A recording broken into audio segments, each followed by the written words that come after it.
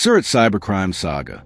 Main antagonist, Rajveer, a persuasive, invisible manipulator who built a cybercrime empire without writing a line of malware. This just in, a silent cybercrime empire has been operating out of Surat, India, and no one saw it coming. Thousands of victims, millions stolen. And the terrifying part? They didn't break into bank systems. They broke into people. Phones, minds, lives. Fake job offers, cloned websites, even counterfeit government portals. All part of a multi-layered digital con so sophisticated, it fooled everyone. Disclaimer, this video is for educational and awareness purposes only. Some details are dramatized to protect identities and aid storytelling. We do not endorse or promote illegal activities. Stay safe. Report cybercrime. Viewer discretion is advised. Today, we expose a man who built it all, a ghost named Rajveer, and how a single mistake triggered a nationwide manhunt. If you ever clicked a strange link or received a too good to be true offer, you might already be part of this story, and it's far from over. Agent exposed sinks in the perfect trap.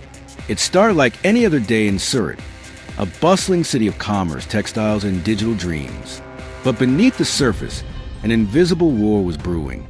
Hundreds of citizens woke up to find their bank accounts drained, their credit history shattered, and their digital lives hijacked overnight. Confusion quickly turned to chaos. What looked like isolated incidents of online fraud turned out to be part of something far more sinister, a meticulously coordinated cybercrime operation. Victims weren't just falling for clumsy scams. They were ensnared in a digital trap designed by professionals. Clean interfaces, fake banking apps, fraudulent OTP requests that looked exactly like the real thing. Law enforcement was flooded with complaints. Helplines buzzed with desperate voices. Small business owners, school teachers, even government employees were among the victims. The pattern was chillingly consistent. Phishing links sent through WhatsApp, SMS, or email, always personalized, always timely. Behind it all was an elusive, ever-evolving syndicate that had turned cyber fraud into a business empire. And their origin? Surat, a city now not just of diamonds, but digital deception. As investigators dug deeper, the syndicate's method became terrifyingly clear. They weren't hacking systems. They were hacking people. Social engineering, phone spoofing, fake job offers, counterfeit e-commerce portals. Every tool of manipulation was in play. This was no ordinary scam. This was psychological warfare in code.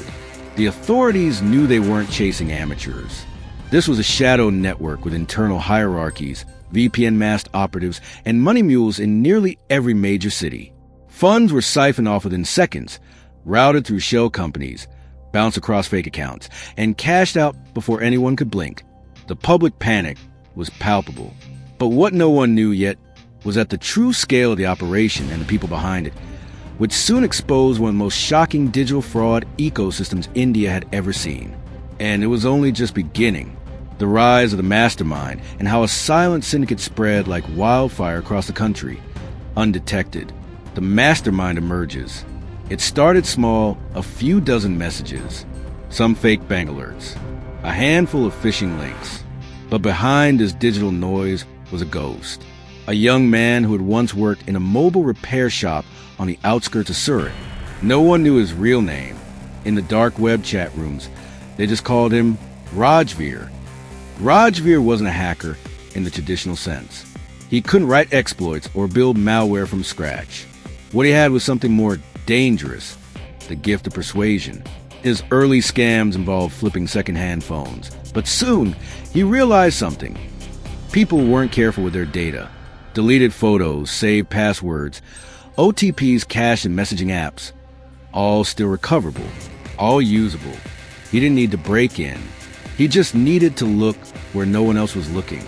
And as Rajveer grew more confident, he built something bigger, a tight-knit network of school dropouts, IT interns, and freelancers, each trained in one function, gathering data, building fake websites, cloning apps, or laundering money. He didn't call it a gang. He called it a system. They operated in silence, moving like phantoms. No flashy purchases. No social media trails. Just SIM card, burner phones, and code. And slowly they expanded. Surat was just the beginning.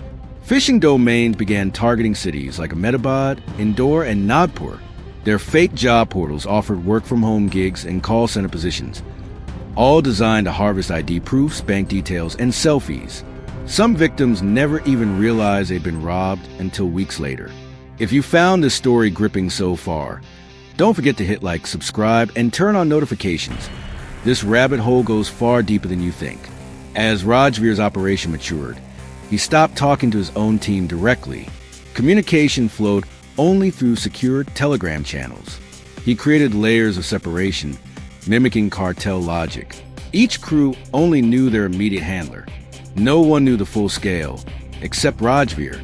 But as with every empire built on deception, it was only a matter of time before someone got sloppy.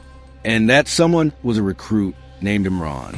Imran was supposed to run a small phishing operation in Pune, but he made one mistake. He used a real phone number to register a domain. One mistake that would set off a chain of events involving surveillance teams, covert stings, and a digital manhunt that stretched across state lines. The net was tightening, but Rajveer wasn't running. He was planning something far bolder. The syndicate tried to hijack a government welfare portal and nearly succeeded. The welfare heist. The mistake Imran made was enough to raise eyebrows at a cybersecurity lab in Bengaluru. A flagged domain linked to a phishing site targeting farmers' welfare schemes had a traceable phone number, a rare slip. That one thread led to an IP log, and that log led investigators straight to Surat. By the time authorities pieced it together, the syndicate had already moved on. But what they uncovered sent a chill down every government corridor. Rajveer's crew had attempted to spoof a live government welfare portal, the PM Kisan scheme, used by millions of farmers. Their plan? Redirect real users to a fake site that looked identical, collect Aadhaar numbers, bank details, and mobile OTPs under the guise of registration. Once entered, those details would be rerouted to Rajveer's network, ready for exploitation. This wasn't just cyber fraud anymore. This was an attack on trust. And they almost pulled it off. The clone site stayed live for just under 4 hours, long enough to collect data from over 6,000 unsuspecting users. It was only brought down when a district officer in Nashik noticed irregular data pings and reported it to the certain team. What terrified officials wasn't how the scam was executed, but how real it looked. The fonts, the domain name, the SSL certificate, even the SMS confirmation messages. Everything mimicked the original system, pixel by pixel. Rajveer wasn't just chasing money anymore. He was chasing scale. Meanwhile, the police now had a clearer picture of his empire. Money was being laundered through tiered mule accounts, some belonging to daily wage laborers who had no idea their credentials were being used. Others were complicit, offered a small cut in exchange for access to their bank accounts and wallets. And then there were the freelancers, graphic designers, coders, even voiceover artists, hired anonymously through gig sites to help build scam infrastructure. They had no idea they were working for a criminal network. To them, it was just another remote job. Rajveer had weaponized the gig economy, and no one saw it coming.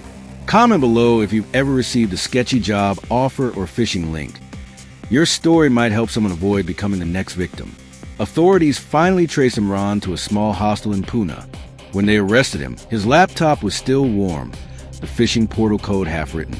He refused to speak. But forensic teams recovered fragments of Telegram chats, hidden folders, and wallet logs that led to 12 more operatives, scattered across Gujarat and Maharashtra. It looked like a breakthrough, but Rajveer was watching, and in a single move, he triggered a counterattack, purging accounts, wiping drives remotely, and disappearing from every known handle. It was as if he'd never existed. 12 operatives arrested, hundreds of accounts traced, thousands of lives affected. But Rajveer, he was always 10 steps ahead. With a single keystroke, he vanished, wiping logs, triggering dead drops, and erasing every trace of his existence. No fingerprints, no messages, no name, just silence. But what no one knew was that Rajveer wasn't done. He was planning something bigger, something that would push the cybercrime unit to the brink and turn the H-Hunters into the hunted.